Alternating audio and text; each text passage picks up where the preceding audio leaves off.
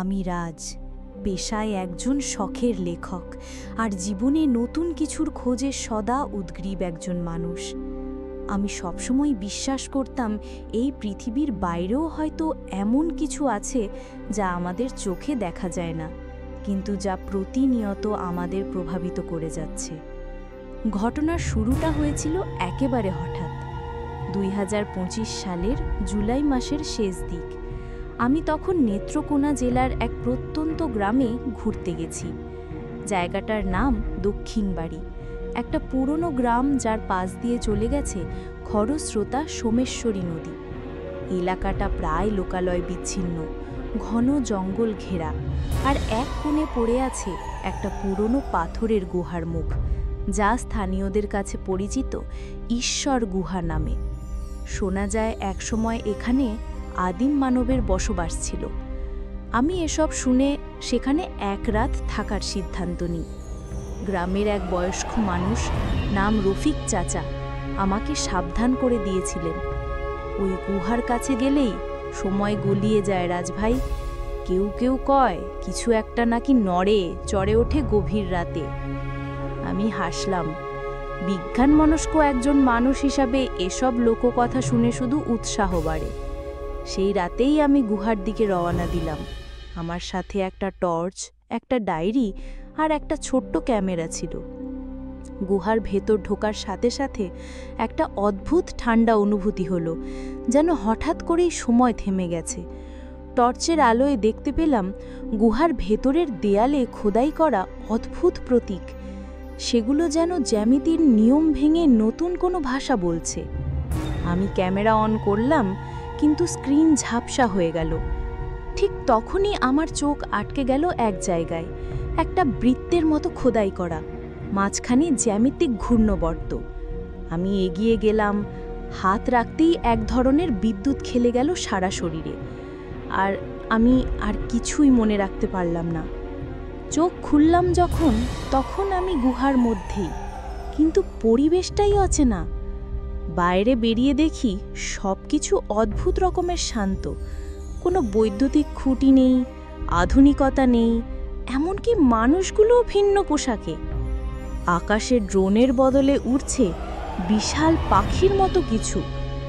আমি তখনও জানতাম না আমি অন্য কোনো সময় পর্বে এসে পড়েছি। বাইরে এসে বুঝতে পারলাম আমি যে জগতে এসেছি সেটা আর আমার পরিচিত পৃথিবী নয়। চারপাশে গাছগাছালি অদ্ভুত রকমের উঁচু, পাতাগুলো যেন লম্বা আর ধাতব ধাঁচের। আকাশের রং এক আশ্চর্য হালকা বেগুনি ছায়ার মতো, আর মাটি থেকে মাঝে মাঝে উঠে আসছে হালকা ধোঁয়া। হঠাৎ আমার ডান দিকে একটা শব্দ হলো, ধপ ধপ। আমি তাকিয়ে দেখি একটা বিরাট আকারের প্রাণী আমার দিকে এগিয়ে আসছে। তার গায়ে লোম নেই, চামড়া একেবারে ধাতব ধাঁচের, কিন্তু চোখ দুটো একেবারে মানব চোখের মতো। আমি ভয় পেয়ে পেছাতে শুরু করলাম। প্রাণীটা কিন্তু আমাকে আক্রমণ করল না, শুধু গর্জন করে একদম সামনে এসে দাঁড়িয়ে রইল। ঠিক তখনই মাটির নিচে কিছু একটা কেঁপে উঠল। আমি হঠাৎ পা পিছলে নিচে পড়ে গেলাম, আর দেখি মাটির নিচে একটা গোপন সিঁড়ির মতো পথ। আমি টর্চ জ্বালিয়ে নিচে নামলাম। নিচে নামতেই আমার সামনে খুলে গেল এক ধাতব ঘরের দরজা। ঘরের ভিতর ঢুকে মনে হলো আমি একটা ল্যাবরেটরির মতো কিছুর মধ্যে আছি। এখানে পুরনো নতুন প্রযুক্তির অদ্ভুত মিশ্রণ, পাথরের ফ্রেমে বসানো আধুনিক প্রযুক্তির মতো যন্ত্রপাতি, আর তার এক কোণে দাঁড়িয়ে আছে একটা কাঁচের গ্লোবের ভিতর ঘূর্ণায়মান একটা বস্তু। এটা এমন কিছু যা কল্পনাতেও আসেনি। আমি এগিয়ে যেয়ে গ্লোবের গায়ে হাত রাখতেই ফ্ল্যাশ! পুরো কক্ষ জলজলে হয়ে উঠল। আমার মনে হলো যেন সময় আটকে গেছে, সব কিছু স্থির, শুধু আমি আর সেই গ্লোব চলছে। একটা কণ্ঠস্বর কানে এলো, কিন্তু তা কোনো মানুষের নয়, যেন আমার মাথার ভিতর কথা বলছে কেউ। তুমি প্রবেশ করেছ চক্রে, এখান থেকে মুক্তি সহজ নয়, সময় এখন বৃত্তে, তুমি যেখানে ছিলে সেখানে আর তুমি নেই। আমি চমকে উঠলাম, এটা কি? আমি কি একটা টাইম লুপে আটকে গেলাম? ঘড়ি তখনও চলছে না, আমি চারপাশে তাকিয়ে দেখি সব কিছু ঘুরছে, আবার একই জায়গায় ফিরে আসছে। আমি গুহায় ঢোকার সেই মুহূর্তটা বারবার দেখতে পাচ্ছি, নিজেকে একই অবস্থায় বারবার দেখছি। কিন্তু হঠাৎ একটা ফাঁক তৈরি হলো এই চক্রের মধ্যে। একটা আদিম গুহা চিত্র যেন চোখের সামনে ভেসে উঠল, যেখানে আমাকে আঁকা হয়েছে, কিন্তু সেটা হাজার হাজার বছর আগের দেওয়ালে। মানে আমি কি সেই সময়েও ছিলাম?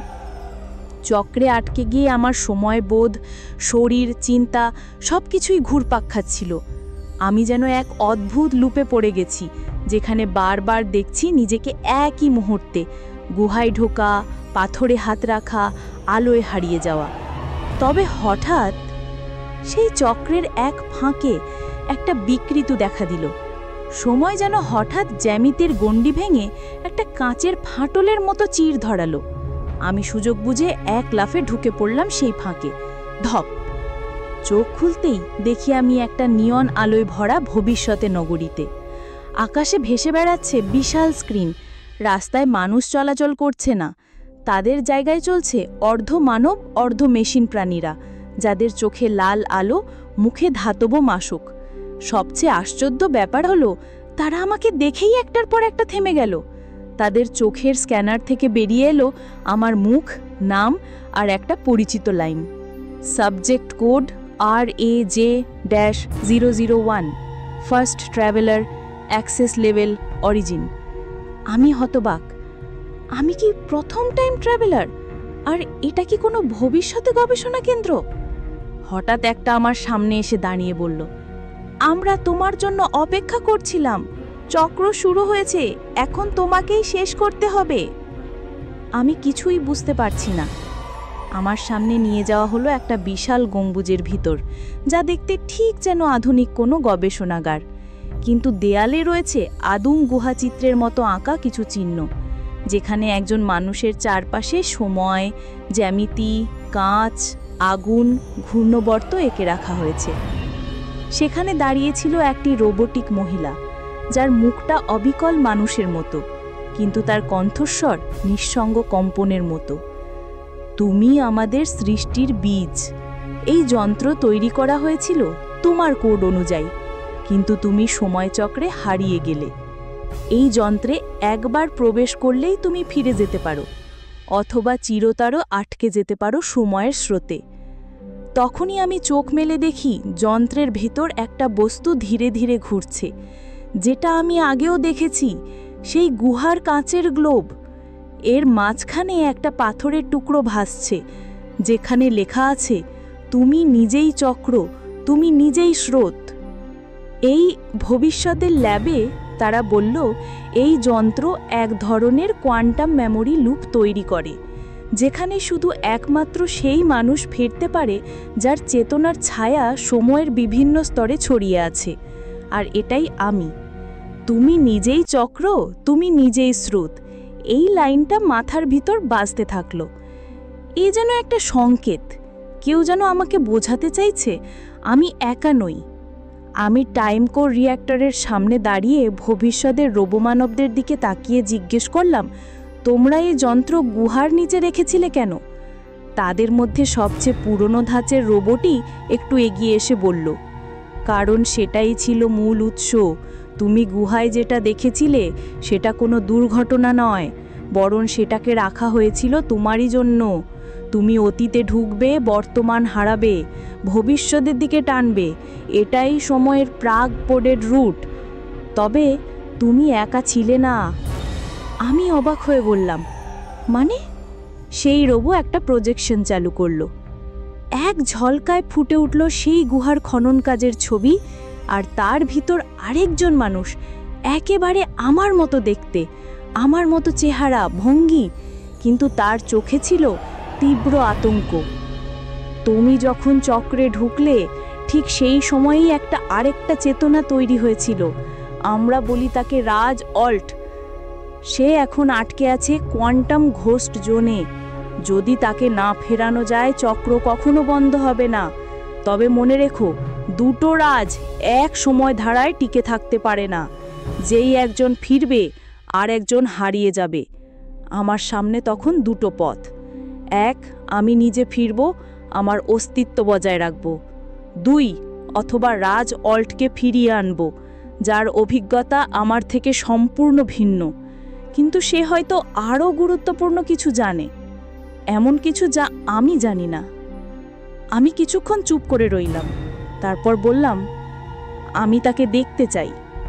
রোবোরা আমাকে নিয়ে গেল একটা ভিন্ন ঘরে। সেখানে রাখা ছিল একটা কাঁচের কেবিন।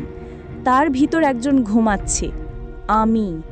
তবে তার শরীরে বিদ্যুৎ খেলে যাচ্ছে, মুখে যন্ত্রণা আর চোখ খোলা, একেবারে শূন্য। তার পাশে একটা ডিভাইস রাখা আছে, যার নাম মেমোরি সিঙ্ক ইনিশিয়েটর। এটা এক ধরনের হেলমেটের মতো যন্ত্র, মাথায় পড়লেই চেতনা প্রবাহে সংযোগ ঘটে। আমাকে বলা হলো, তুমি তার স্মৃতির ভিতর ঢুকবে, কিন্তু যা দেখবে তা তোমার বাস্তব হয়ে উঠবে।